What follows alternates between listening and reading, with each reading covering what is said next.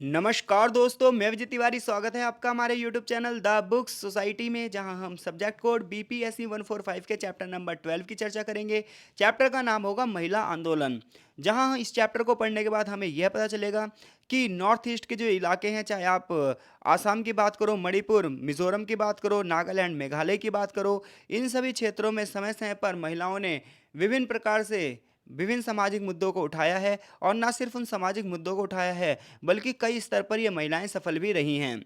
वैसे तो भारत में जब आप महिला आंदोलन के इतिहास का अध्ययन करते हो, तो महिला आंदोलन के कुछ कॉमन मुद्दे ही रहते हैं। जैसे कि उन्हें पुरुषों के मुकाबले अधिकार दिए जाने चाहिए, पितृसत्ता यानी कि पितृसत्ता की समाप्ति हो जानी चाहिए, और महिलाओं को भी संपत्ति में अधिकार दिए जाने चाहिए। कार्यस्थल पर उनके साथ जो शोषण होता है वो नहीं होना चाहिए। कुछ ऐसे मुद्दे आप लगातार सुनते हो। लेकिन जब आप नॉर्थ ईस्ट के महिला आंदोलनों का अध्ययन करोगे, तो ये मुद्दे यहाँ की राजनीति में नहीं हैं। यहाँ की राजनीति में जो मुद्दे हैं वो बहुत ही ज़्यादा अलग हैं। महिला आंदोलन के जो मुद्दे हैं यहाँ के बहुत ज़्यादा अलग हैं, जिनकी चर्चा हम करेंगे। वैसे तो नारीवादी जो इतिहास है भारत का, उसके बारे में ज़्यादा किताबें नहीं लिखी गई हैं, लेकिन फिर भी एक किताब है घनश्याम शाह की, और इस किताब का नाम है social movements in India, a review of literature. इस किताब को पढ़ने के बाद आपको भारतीय में जो महिला आंदोलन हुए हैं, उनके बारे में अलग अलग रूप से चर्चा की गई है, और अलग अलग रूप से आपको इसकी जानकारी मिलेगी। तो चलिए सबसे पहले ये जानते हैं कि नॉर्थ ईस्ट में जो महिला आंदोलन रहे हैं, इनके मुद्दे क्या रहे हैं। तो नॉर्थ ईस्ट में जो महिलाओं के मुद्दे रहे हैं, वो केवल और केवल जेंडर आधारित भेदभावों के खिलाफ नहीं रहे हैं, बल्कि इन्होंने एक बड़े स्तर को उठाया है। सामाजिक अवेयरनेस यानी कि सोशल अवेयरनेस को उठाया है। अपनी संस्कृति की सुरक्षा के लिए इन्होंने आवाज़ें उठाई हैं। अपनी अर्थव्यवस्था को आगे बढ़ाने के लिए यहाँ की महिलाओं ने आवाज़ उठाई है। और राजनीतिक क्षेत्रों में जो भ्रष्टाचार हुआ है, और जो राजनीतिक रूप से नॉर्थ ईस्ट के इलाकों पर ध्यान नहीं दिया जाता है, इसके लिए भी इन लोगों ने आवाज़ उठाई है। इतना ही नहीं, उग्रवाद और जो यहाँ पर हिंसा रहती है, उसके दौरान इन्होंने शांति की स्थापना में भी एक महत्वपूर्ण भूमिका निभाई है। यहाँ की महिलाओं की जो सबसे बड़ा मुद्दा रहा, वो रहा अफस्पा का विरोध। अब ये कहोगे आप अफस्पा क्या है, तो अफस्पा एक सैन्य कानून है, जिसके माध्यम से सेना को किसी को व्यक्ति को गिरफ्तार करने या उसे शूट करने का क्या है, ऑर्डर दिया गया है। ऐसे में यहाँ के लोगों को लगता है कि सेना इस कानून का दुरुपयोग कर रही है, और कई बार बेमतलब में लोगों को क्या करती है, गिरफ्तार कर लेती है। तो ऐसे में इन यहाँ की महिलाओं ने एएफएसपीए यानी कि अफस्पा का भी विरोध किया है। पुलिस और सेना जब जब बल का प्रयोग करती है, तब तब यहाँ की महिलाएं दीवार बनकर खड़ी रहती हैं। शराब और नशीली दवाओं के खिलाफ भी यहाँ की महिलाओं ने आवाज़ उठाई है। इतने नहीं, कम्युनिटी के अंदर जो लिंग भेदभाव होते हैं, उसके लिए, इक्वलिटी के लिए भी इन्होंने आवाज़ उठाई है कि महिला समानता होनी चाहिए। पर्यावरण मुद्दे की बात हो, चाहे आत्मसम्मान मुद्दे की बात हो, प्राकृतिक आपदाएं हो या भ्रष्टाचार हो, यहाँ की महिलाओं ने हर एक क्षेत्र में अपनी भागीदारी निभाई है। तो जब यहाँ से क्वेश्चन आएगा, तो सबसे पहले आप क्या बताओगे कि पूर्वोत्तर के क्षेत्र में वो प्रमुख मुद्दे जिसमें महिलाओं की भागीदारी हुई है, और फिर पॉइंट टू पॉइंट आप चीज़ों को बताओगे। सबसे पहला पॉइंट ये बताओगे कि उग्रवाद के दौरान शांति स्थापना में महिलाओं की भूमिका, अफस्पा का विरोध में महिलाओं की भूमिका, पुलिस और सेना द्वारा अत्यधिक बल के प्रयोग के खिलाफ महिलाओं की भूमिका, राजनीतिक संस्थाओं में प्रतिनिधित्व की भूमिका, शराब और नशीली दवाओं के खिलाफ आवाज़ उठाने में उनकी भूमिका, पर्यावरणीय मुद्दों में महिलाओं की भूमिका, लिंग समानता के खिलाफ, लिंग समानता के पक्ष में महिलाओं की भूमिका, आत्मसम्मान की डिमांड। ऐसे आप 7-8 पॉइंट्स बनाओगे। तो जब आप पॉइंट्स बनाओगे, तो इनके नंबर आपको ज़्यादा मिलेंगे। इसके अलावा नॉर्थ ईस्ट के जो महिला आंदोलन है और भारत के जो अन्य क्षेत्र के महिला आंदोलन हैं, इनमें क्या अंतर है। तो देखो, भारत के अन्य क्षेत्रों में जो महिला आंदोलन हैं, उनके प्रमुख मुद्दे पता है क्या रहते हैं। प्रमुख मुद्दे रहते हैं कि बलात्कार जैसे संबंधित मुद्दे, कार्यस्थल पर यौन शोषण हो रहा है, महिलाओं के खिलाफ हिंसा हो रही है, महिलाओं को पुरुषों के बराबर अधिकार मिलने चाहिए। ये भारत के अन्य क्षेत्रों में महिला आंदोलन चलते हैं। जबकि जब आप नॉर्थ ईस्ट में महिला आंदोलन को देखोगे, तो इनका क्षेत्र बहुत ज़्यादा बड़ा है, इनका क्षेत्र बहुत ज़्यादा विस्तारित है। तो आंसर पॉइंट टू पॉइंट ही लिखने हैं।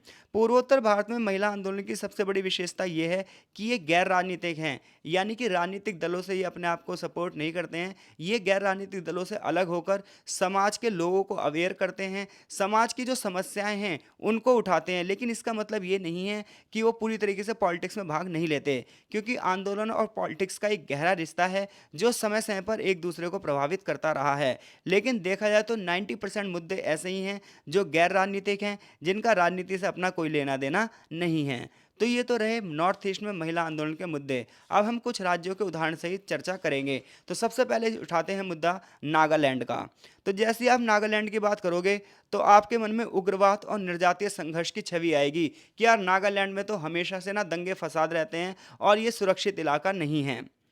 राज्य के लोगों के जीवन और आजीविका पर इसका गहरा असर पड़ता है, क्योंकि जो भी क्षेत्र अशांत होते हैं, जहां संघर्ष, दंगे और उग्रवाद जैसी स्थितियां होती हैं, वहां पे लोगों का जीवन क्षण भर का होता है। कब किसका जीवन समाप्त हो जाए नहीं पता होता। लोग डर के साए में जीते हैं और अपनी आजीविका तक खा कमा नहीं पाते हैं। रोजगार जैसे अवसर जो हैं वो यहाँ पर्याप्त नहीं होते हैं। तो ऐसे में नागालैंड की जो महिलाएं हैं, उन्होंने नागालैंड में शांति स्थापित करने में एक महत्वपूर्ण भूमिका निभाई है। तो अगर जब आप महिलाओं की बात करते हो तो देखो, किसी भी देश में जो शांति स्थापित कर सकती है वो सिर्फ महिलाएं ही कर सकती हैं। क्योंकि पुरुष की बात करो तो पुरुष का जो व्यवहार है वो हिंसात्मक होता है, और जब भी आप देखो दंगे होते हैं, फसाद होते हैं, तो उसमें पुरुष ही एक महत्वपूर्ण भूमिका निभाते हैं। लेकिन जब पुरुष शाम को घर वापस लौटता है और अगर वो महिला उसे समझाती है कि जब आप हिंसा करते हो तो इसमें आप किसी के बच्चे की जान लेते हो और ये चीज़ सही नहीं है, ऐसा करके अगर हर महिला या पुरुष का जो माइंड है वो डाइवर्ट कर दे, तो शायद इस पूरे देश में ह्यूमैनिटी की स्थापना हो जाए, इस पूरे देश में मानवता की स्थापना हो जाए और कभी कोई किसी की जान लेने के बारे में ना सोचे। बिल्कुल नागालैंड की महिलाओं ने ऐसी एक महत्वपूर्ण भूमिका निभाई है। नागालैंड की महिलाओं ने एक एसोसिएशन बनाया है जिसका नाम है नागा मदर्स एसोसिएशन। ये एक ऐसा संगठन है जो शांति बहाल करने में और लोगों के सार्थक जीवन जीने के लिए, ह्यूमन डेवलपमेंट के लिए यानी कि मानव विकास के लिए और शांतिपूर्ण माहौल पैदा करने के लिए एक महत्वपूर्ण भूमिका निभाता है। अगर हम बात करें एनएनए की, यानी कि एनएमए होना चाहिए, ठीक है, ये गलत लिखा हुआ है यहाँ पे, एनएमए है, नागा मदर्स एसोसिएशन। तो एनएमए की अगर हम बात करें तो इन्होंने एक बहुत अच्छी थ्योरी अपनाई है, बहुत अच्छा सिद्धांत अपनाया है कि कोई खून बहना नहीं चाहिए, क्षेत्र में पूरी तरीके से शांति होनी चाहिए। तो जब जब नागालैंड में संघर्ष होते हैं, युद्ध जैसे मुद्दे होते हैं, तो यहाँ पर युद्ध विराम में महिलाएं महत्वपूर्ण भूमिका निभाती हैं। एक बार की बात है, नागा जनजाति और कुकी जनजाति के बीच में संघर्ष हुआ, तो यहाँ की जो महिला कम्युनिटी थी, इन्होंने शांति स्थापना में एक महत्वपूर्ण भूमिका निभाई थी। इसके अलावा जब पुलिस और सेना यहाँ पर आकर यहाँ के लोगों के साथ संघर्ष करती है, तो भी महिलाएं इस हिंसा को रोकने के लिए अपने अपने समूह में सक्रिय भूमिका निभाती हैं। इसके अलावा पहला मुद्दा तो ये हो गया नागालैंड की महिलाओं का कि ये शांति स्थापना में एक महत्वपूर्ण भूमिका निभाती हैं। इसी प्रकार से जो ये एनएम है, दूसरा इसका प्रमुख मुद्दा ये है कि जितने भी राजनीतिक संस्थाएं हैं, इसमें ये 33% महिलाओं के आरक्षण की बात उठाती हैं। ऐसे में जो नागा के रूढ़िवादी लोग हैं, ये इस चीज़ का विरोध करते हैं कि महिलाओं को जो है राजनीति में भूमिका नहीं निभानी चाहिए। जैसा कि आप सभी को बताया, 1993 में संविधान में एक संशोधन हुआ था, 73rd अमेंडमेंट और 74th अमेंडमेंट। इस संशोधन के माध्यम से पंचायतों की स्थापना की बात की गई थी और उसमें महिलाओं को 33% आरक्षण देने की बात की गई थी। अब क्या हुआ, महिलाओं को 33% आरक्षण देने की बात की तो नागा लोगों ने इसका विरोध किया। नागा लोगों ने कहा कि भारत के जो कानून हैं वो 6ठी अनुसूची के तहत नागालैंड इलाके पर नहीं लागू होते। यह आर्टिकल 371 ए का उल्लंघन है, क्योंकि आर्टिकल 371 ए ये कहता है कि बिना नागालैंड विधानसभा की अनुमति के केंद्र सरकार के कानून जो है वहीं लागू नहीं होते हैं, जिसके बारे में आपने पिछले चैप्टर में पढ़ चुके हैं। भाई देखो, नागालैंड को विशेष प्रावधान है कि अगर केंद्र सरकार कोई कानून बनाती है तो नागालैंड विधानसभा पारित करेगी। अगर नागालैंड विधानसभा उस कानून को फॉलो करती है तभी वो नागालैंड में फॉलो होगा। तो ऐसे में नागालैंड के लोगों ने विरोध करना शुरू करा, नहीं नहीं नहीं, महिलाओं को 33% आरक्षण नहीं होना चाहिए, महिला राजनीति में भूमिका नहीं निभाएंगी। लेकिन मामला सुप्रीम कोर्ट तक चला जाता है। सुप्रीम कोर्ट ये डिसीजन देता है, देखो भाई ये संविधान का उल्लंघन नहीं है, महिलाओं को अधिकार मिलने चाहिए, और आगे चलकर महिलाओं को 33% अधिकार की बात की गई। तो नागालैंड में महिलाओं के दो बड़े मुद्दे रहे हैं। पहले मुद्दा ये रहा है शांति स्थापित करने में, और दूसरा राजनीति में जो 33% आरक्षण है वो महिलाओं को मिलना चाहिए ताकि राजनीतिक पदों पर भी महिलाओं की भागीदारी हो सके। अब हम बात करते हैं मणिपुर की। मणिपुर की बात करोगे तो मणिपुर में महिला आंदोलन जो है वो ब्रिटिश काल से ही सक्रिय रहे हैं। औपनिवेशिक शासनकाल के दौरान से ही मणिपुर में महिला आंदोलन रहे हैं। बात 1904 से लेकर 1939 तक की है। तो 1904 से लेकर 1939 तक जो मणिपुर में एक जगह थी नुपिलॉन, तो नुपिलॉन में मणिपुर में एक विदेशी आदेश का विरोध किया गया। आदेश ये था कि अंग्रेज़ों ने एक आदेश जारी किया कि भाई हम ना राजनीतिक एजेंटों के लिए घर बनाएंगे जो कि आग में जल गए थे, और इसमें ना यहाँ के लोग काम करेंगे जिसके बदले में उन्हें पैसा नहीं दिया जाएगा। महिलाओं ने कहा अच्छा, ज़बरदस्ती मजदूरी करवाओगे तुम हमारे पुरुषों से। उन्होंने इस व्यवस्था को लल्लुप व्यवस्था कहा। लल्लुप व्यवस्था में यह था कि 17 साल से लेकर यानी कि 17 ईयर से लेकर 60 ईयर के जो पुरुष होंगे उन्हें 10 दिन तक फ्री में काम करना पड़ेगा, और ये 40 दिन तक चलेगा। इस संख्या में महिलाओं इसमें बड़ी संख्या में महिलाओं ने विरोध किया। महिलाओं ने कहा नहीं, हम क्यों करेंगे फ्री में काम। अंग्रेजों ने हालांकि बड़े अत्याचार तरीके से इस आंदोलन को दबा दिया, लेकिन आगे चलकर अंग्रेजों को यह आदेश वापस लेना पड़ा। तो नूपीलान जो ग्रुप था, ये नूपीलान आज़ादी के बाद महिला आंदोलनों के लिए प्रेरणा का स्रोत बन चुकी थी। जो नूपीलान महिला थी, नूपी औरत और लॉन वॉर, जो कि मणिपुर में भूमिका निभाई थी। तो अब तक की बात क्या है, ये बात है कि आज़ादी से पहले 1904 से 39 के बीच में अंग्रेजों ने एक आदेश जारी करा कि भैया हम ब्रिटिश राजनीतिक एजेंटों के लिए घर बनवाएंगे जो आग में जल गए थे। इसके लिए यहाँ के स्थानीय लोग क्या करेंगे, काम करेंगे, जिन्हें 10 दिन हर एक बंदा काम करेगा और उसके लिए उसे पैसे नहीं दिए जाएंगे। तो महिला इसके विरोध में आ गई और महिलाओं ने इस व्यवस्था को लल्लू व्यवस्था कहा। इन्होंने कहा नहीं, काम के बदले तो भुगतान होना चाहिए, फ्री फंड में हमारे पुरुष काम नहीं करेंगे, मर्जी हो करवाओ और मर्जी हो किसी और को बुलाओ। अंग्रेजों ने आंदोलन को दबाया तो जरूर, लेकिन अंग्रेजों को यह बात पता चल गई कि वो यहाँ पर फ्री में काम नहीं करवा सकते। आज़ादी के बाद जो ये आंदोलन था, ये प्रेरणा का स्रोत बना और आगे चलकर एक महिला यहाँ पर उठी जिसका नाम था मीरा पैबी। मीरा पैबी की अगर बात करें हम, आज़ादी आंदोलन के बाद जो मीरा पैबी है, ये मशाल वाहक के रूप से जानी जाती है। और इन्होंने पता है क्या करा, शराब जो यहाँ के पुरुष पीते थे उसके विरोध में इन्होंने आंदोलन किया। मीरा पैबी मतलब मशाल वाहक। इनने पता है क्या करा, मीरा पैबी ने एक मशाल जलाई और युवा पुरुषों को हिरासत में लिया जो असामाजिक गतिविधियां करते थे, शराब पीते थे, नशीले पदार्थ पीते थे, महिलाओं का शोषण करते थे। तो इसके खिलाफ इन्होंने आवाज़ उठाई और एक मशाल जलाई, इसलिए इसे हम मशाल वाहक के नाम से भी जानते हैं। यहाँ इसके अलावा जब सेना ना यहाँ के युवकों को पकड़ने के लिए आती है इस इलाके में, तो मीरा पैबी क्या करती है, महिलाओं को इकट्ठा करती है, बिजली के खंभों को बजाकर ये बताती है कि सारे लोग इकट्ठा हो जाएं। सारी महिलाएं सड़कों पर इकट्ठा हो जाती हैं, जिसकी वजह से सेना को वापस जाना पड़ता है। यानी कि एक तरफ तो ये पुरुषों की बुरी आदतों के लिए, शराब पीने जैसी आदतों के खिलाफ भी आवाज़ उठाती है और उसके अलावा अपने पुरुषों को सेना से बचाने के लिए भी आवाज़ उठाती है। इससे पता चलता है कि नॉर्थ ईस्ट की जो महिलाएं हैं वो सिर्फ कुछ क्षेत्रों तक सीमित नहीं हैं, बल्कि सोशल अवेयरनेस और अपने समाज की सुरक्षा में भी एक महत्वपूर्ण भूमिका निभाती हैं। मणिपुर की महिलाओं की जो सबसे बड़ी भूमिका रही वो अफस्पा के दौरान रही। जैसे कि मैंने बताया, अफस्पा एक कानून है जिसमें सेना को यह आदेश है कि वो किसी को भी गिरफ्तार कर सकती है। तो अफस्पा के विरोध में मणिपुर की जो महिलाएं हैं इन्होंने बड़े पैमाने पर आंदोलन किए हैं, जैसा कि इरोम शर्मिला, जिन्होंने तो कई बार भूख हड़ताल करी है और लगातार वो 16 वर्षों से सक्रिय हैं, जो कि अफस्पा को हटाने की डिमांड कर रही हैं। उनका मानना है सेना इस कानून का दुरुपयोग करती है और बेमतलब में इनके पतियों और बच्चों को उठाकर ले जाती है। हालांकि ये कानून इसलिए बनाया गया है क्योंकि यहाँ पर कई बार दंगे फसाद रहते हैं, देश विरोधी गतिविधियाँ चालू रहती हैं, इसलिए सरकार ने अफस्पा कानून को यहाँ लागू किया हुआ है। अब हम बात करते हैं असम की महिलाओं की। असम की महिलाओं ने जो मुद्दे उठाए हैं वो घरेलू हिंसा का मुद्दा उठाया है, आत्मसम्मान आंदोलन चलाया है, लिंग के आधार पर जो मजदूरी में भेदभाव होता है, यानी कि महिलाओं को कम मजदूरी और पुरुषों को जो ज़्यादा मजदूरी दी जाती है, इसके लिए अब आवाज़ उठाई है। पितृसत्तात्मक मूल्य, यानी कि पुरुषों को जो संपत्ति में अधिकार दिए जाते हैं और महिलाओं को अधिकार नहीं दिए जाते हैं, इसके लिए आवाज़ इन्होंने उठाई है। इसके अलावा संघर्ष की स्थिति में शांति की स्थापना में भी इन्होंने महत्वपूर्ण योगदान दिया है। शिक्षा को बढ़ावा देना असम की महिलाओं की सबसे बड़ी बात रही है। शराबबंदी के खिलाफ भी इन्होंने आंदोलन किए हैं। इससे पता चलता है जो आसाम की महिलाएं हैं या नॉर्थ ईस्ट के किसी भी स्टेट में आप देख लो, इनका जो व्यापक क्षेत्र है, राजनीतिक, आर्थिक और सामाजिक क्षेत्र है। औपनिवेशिक काल के दौरान एक चंद्रप्रभा सैकियानी ने 1926 में महिला कमेटी की स्थापना की थी तेजपुर में।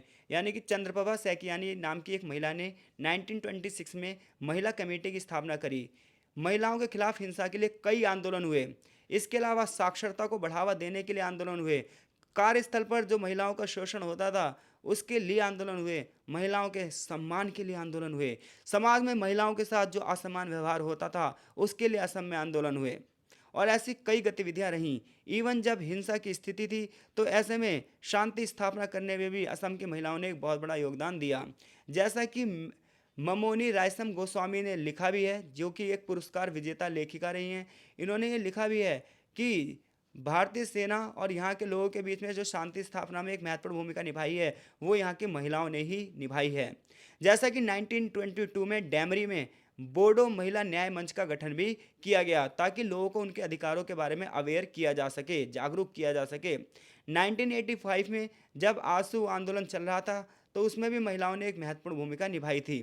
बोडो महिलाओं ने अपने विचारों को बढ़ावा देने के लिए बड़े पैमाने पर साहित्यिक साधनों का इस्तेमाल किया है और बहुत सारी किताबें लिखी हैं, नुक्कड़ नाटकों के माध्यम से लोगों को अवेयर किया है। लोकतंत्र की लाश पर एक व्यंग्य भी लिखा है कि एक तरफ तो देश में लोकतंत्र की बात की जाती है, जनता की भागीदारी की बात की जाती है, लोगों के अधिकारों की बात की जाती है, तो नॉर्थ ईस्ट में वहीं पे लोगों को रोड पर दबा दिया जाता है। इस प्रकार से केंद्र सरकार का यहाँ विरोध किया गया है। अब हम बात करते हैं मिजोरम की। मिजोरम की महिलाओं ने प्रथागत कानूनों में परिवर्तन के लिए आवाज़ उठाई है। इनका मानना है कि जो पहले की प्रथाएं रही हैं, चाहे वो बाल विवाह की बात हो, चाहे वो महिलाओं के घरेलू शोषण की बात हो, इसके लिए यहाँ की महिलाओं ने आंदोलन किए हैं। यहाँ पर एक महिला संगठन है जिसका नाम है मिजो हमीचे इंसु ख्वामी पावल, यानी कि MHIP। MHIP एक बहुत बड़ा संगठन है जो महिलाओं के विवाह नियम जो हैं उसमें बदलाव के डिमांड कर रहे हैं। मिजो विवाह में क्या होता है, दुल्हन की कीमत अदा की जाती है, यानी कि दहेज की बात की जाती है, और जिसे ख़त्म करने के लिए मिजो महिलाएं आंदोलन कर रही हैं। इस संगठन का गठन, जो कि मिजो हमीचे इस्सु ख्वामी पावल था, इसका 1974 में गठन किया गया। बाल विवाह जैसे जो सदियों पुराने रीति रिवाज हैं, इसकी अवैधता के लिए आवाज़ उठा रही हैं। इसके अलावा इतना ही नहीं, ये भी कह रही हैं कि राजनीतिक संस्थाओं में 33% आरक्षण महिलाओं का होना चाहिए। 2013 में मिजो संपत्ति बिल आया था और मिजो जो तलाक बिल आया था, इसके लिए भी ये अभियान चला रहे हैं। मिजो में जब विद्रोह हुआ था, मिजोरम में जब अकाल हुआ था, अलग राज्य की जब डिमांड हो रही थी, तब भी यहाँ की महिलाओं ने खुलकर सेना का विरोध किया था। और एक बार तो पता है क्या सीन हो गया था, मिजोरम में बहुत गंदा सीन हुआ था। महिला आंदोलन के दौरान जवानों ने महिलाओं के साथ दुष्कर्म कर दिया था, यानी कि बलात्कार कर दिया था। ऐसे में यहाँ की महिलाओं ने नग्न आंदोलन चलाया था। कुछ महिलाएं यहाँ पर आ गई थी जिन्होंने अपने कपड़े उतार कर विरोध प्रदर्शन किया था सेना के खिलाफ, और ये कहा था कि जिन लोगों ने ये गलत काम किया है उनके खिलाफ कार्रवाई होनी चाहिए। आगे चलकर सरकार ने कार्रवाई की भी और उन दो महिलाओं को 5-5 लाख रुपए का मुआवजा भी दिया। हालांकि सेना ने इसके जवाब में एक बहुत ही गंदी कार्रवाई करी और यहाँ के लोगों को मौत के घाट पे उतार दिया गया था। बहुत ज़बरदस्त फायरिंग की थी, उनके घरों में आग तक लगा दी गई थी। तो कई बार सेना और मिजो महिलाओं के बीच में संघर्ष होता रहता है। गलती सिर्फ सेना की नहीं है, लोगों की भी है, और केवल लोगों की गलती नहीं है, कुछ सेना भी इसके लिए जिम्मेदार है। तो यहाँ के मुद्दे इस प्रकार से हावी रहे हैं महिलाओं के। आगे छोटा सा मेघालय के बारे में भी बताया गया है। मेघालय में जो महिला समाज है, ये महिला समाज के विभिन्न मुद्दों को उठा रही है, अपने अपने ऑर्गेनाइजेशन के माध्यम से कार्य कर रही है, बच्चों के लिए कार्य कर रही है, सामाजिक कल्याण के लिए कार्य कर रहे हैं। समाज के जो निम्न वर्ग में जो लोग हैं उसके लिए महिला, जो मेघालय की महिलाएं वो कार्य कर रही हैं। गरीबियों के लिए काम कर रही हैं, खनन और वनों की कटाई पर रोक लगाने के लिए कार्य कर रही है। यहाँ की एक संस्था है जिसका नाम है सिंजुक किन्थी। सिंजुक किन्थी संस्था एक बड़े पैमाने पर गरीब बच्चों और छात्रों के लिए सपोर्ट कर रही है। इसके अलावा संग तेलांग की किन्थी लबॉन और लिमुंग की सेंग किन्थी, इन्होंने स्वयं को दिव्यांग व्यक्तियों के उत्थान के लिए, यानी कि जितने भी ऐसे लोग हैं जो शारीरिक रूप से असक्षम हैं, इनके लिए ये महिलाएं और ये संगठन काम कर रहे हैं। प्री प्राइमरी स्कूल और मैटर्निटी एंड चाइल्ड वेलफेयर सेंटरों की स्थापना की जा रही है। सिलाई, बुनाई और कढ़ाई जैसे जो कौशल हैं वो यहाँ के बच्चों को सिखाए जा रहे हैं। तो मेघालय में एक तरीके से सोशल अवेयरनेस और समाज के जो तबके हैं उनके कुशलता को बढ़ावा देने के लिए कार्य किया जा रहा है। देखा जाए तो नॉर्थ ईस्ट की जो महिलाएं हैं ये बड़े पैमाने पर मुद्दों को उठा तो रही हैं, लेकिन फिर भी इनकी कुछ सीमाएं हैं। उसका रीज़न ये है कि इनमें एक बड़े मात्रा में महिलाओं की भूमिका नहीं रही है। कुछ ही महिलाओं ने इन्होंने एक महत्वपूर्ण भूमिका निभाई है। निर्णय लेने वाली जितनी भी संस्थाएं हैं उन्होंने महिलाओं का बहिष्कार किया है। पुरुषों की भूमिका महिलाओं के सपोर्ट करने में नहीं रही है, जिसकी वजह से, और सरकार का ज़्यादा यहाँ पर कुछ जागरूक जैसा माहौल नहीं रहा है। तो यहाँ पर ये आंदोलन की सीमाएं रही हैं, जिसकी वजह से आंदोलन उतने बड़े स्तर पर नहीं आ पाए हैं जितने बड़े स्तर पर आना चाहिए। मीडिया की भूमिका भी उतनी बड़ी नहीं रहती है। जिस प्रकार से अलग राज्यों की जो खबरें दिखाई जाती हैं मीडिया पे, उतनी बड़ी खबरें नॉर्थ ईस्ट में नहीं दिखाई जाती हैं। आगे चैप्टर का एक सारांश दिया है जो कि यही बताता है अब तक हमने क्या पढ़ा है। चैप्टर से अगर कोई भी प्रश्न आए उसका आंसर देने में आप सक्षम हैं, चीज़ें समझ में आ रही हैं, तो वीडियो को लाइक भी करो, कमेंट करो, चैनल को सब्सक्राइब करो, और द बुक सोसाइटी को जो आपकी इच्छा हो उसके हिसाब से सहयोग भी करो। मिलते हैं आपसे नेक्स्ट चैप्टर पर्यावरण आंदोलन में।